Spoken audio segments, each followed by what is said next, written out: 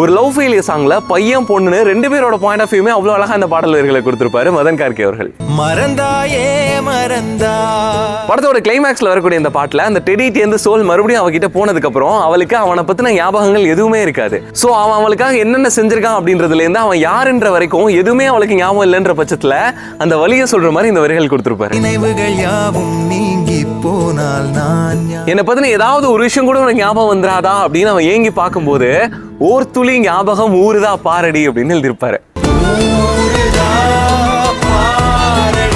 இப்போ அந்த பொண்ணு பாயிண்ட் ஆஃப் வியூல இருந்து பாத்தீங்கன்னா அவன் யாருன்ற ஞாபகம் அவளுக்கு சுத்தமா இல்ல.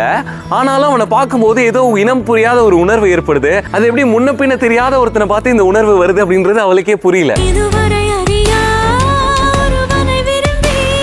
தொலை ஒரு பிறவி அறுபட்ட உறவு பிறவியை கடந்துமே என்னை தொடர்ந்துருமா அப்படின்னு எழுதியிருப்பாரு. அந்த நினைவுகள் இல்லைனாலும் அந்த உணர்வுகளை வச்சு அவன் பேரே தெரியாமையே அவன் மேல காதல் வயப்படுவா அவ.